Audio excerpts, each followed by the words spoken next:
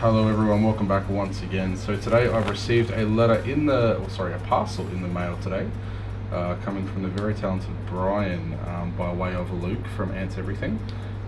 It is an outworld that I'm going to use for my metallicas. It's come very well packaged in an express post bag. Now obviously I've covered up my address and the sender's address, so you can't see those, I'm sorry. However, let's open this up and have a look and see what we've got here. Now, if anyone knows Brian's work, and if you've seen anything on any of the Facebook groups or any on, especially a lot of the forums here, he posts up his work, and it is just phenomenal. His quality speaks for itself, and I think I need to sharpen off. But yeah, it's just a work of art. How he does what he does is beyond me, and it's definitely something that I could be able to replicate. But here we are.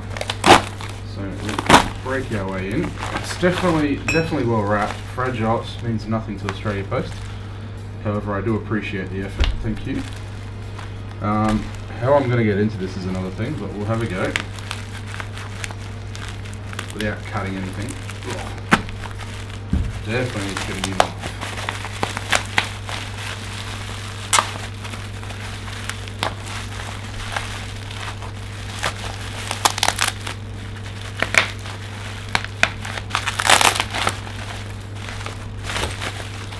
Okay, so we got some accessories there. We'll have a look at in a second. Here we are. So this is the actual, obviously the formicarium itself, which I can already see through the bubble wrap. Looks amazing.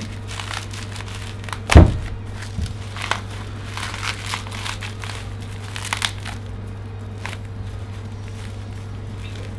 Trying to be very careful not to damage anything. Here we go. Alright, wow. My goodness. That is incredible.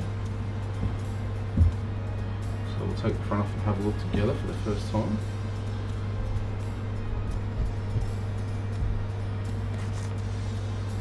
Look at that, that's absolutely amazing. The craftsmanship is just beyond me. So you can see here that from the top you've got your water fountain, your water pot down there, so none of the water comes into contact with the hebel, or the AAC or the Ytong or whatever you want to call it.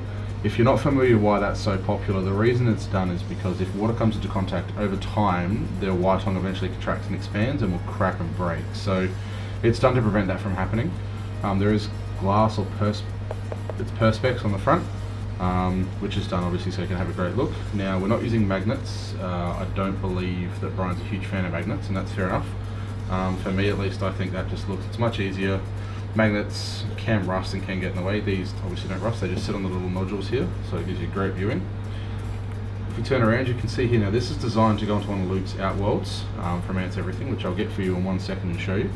Just plug straight in and off you go. It should be fantastic, and then the ants can crawl up.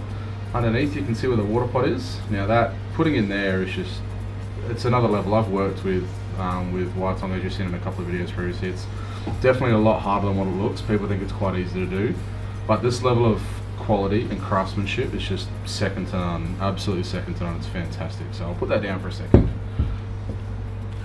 Here is our accessories package. It comes with a pair of tweezers, a test tube. I would imagine they're stoppers for the water at the top, and a piece of pipe and an eyedropper to put the water in. So the tubing I recognise, it looks like Aqua 1, probably 16 by 22 tubing by the look, which is a much cheaper way of doing it than going to Bunnings and buying it in the lengths they have it in. So anyone that's looking to buy some tubing should really head off to the local aquarium store and try and find some of the tubing.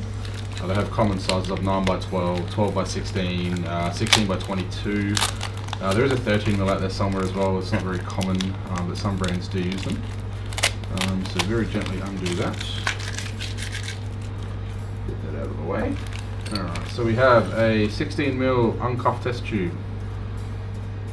Worth their weight in gold if you can find them. Plenty on eBay.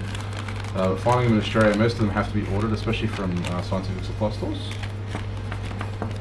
And then we have a water dropper, an eyedropper, and that would be used obviously for filling up the water reservoir. This is a cork stopper. Now I'm not sure I'm going to hazard a guess and say that's probably for the back. Ah, it is. It's for the back here. And then the front one, the smaller one, obviously is for the top one here, which is awesome. Some tweezers, just I'm not sure, curved nose tweezers, I'm not sure what they're called.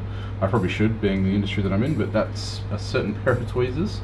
And then some, I'm assuming this would be for the tubing here, or for the test tube, and then you can place the test tube onto the back. Let's have a test. That's exactly what it's for. So that's how you can get them in if you're starting off. Fantastic. So here it is now connected to one of Luke's outworlds. Phenomenal engineering. So as you can see, it clears, you've got full access to your outworld. No dramas whatsoever. If you turn it around, you can see that it backs on superbly. It sits flush up against, nice. It gives you nice contoured lines. Just it'll work phenomenally. So I already have a colony that I've got set up in one of Luke's outworlds, and it is my metallica colony. So I believe I will be popping that into this bad boy at some stage. I'll make sure to do a video on it. But once again, for now, that's what it comes down to. That's what it looks like. So you're not going to find craftsmanship of this quality anywhere else in the world that I know of, to this extreme detail. They are all handcrafted. They are worth their weight in gold. They are fantastic pieces of engineering. So once again, thank you for watching. My name is Chris. This is Beginning with Ants, and have a great day.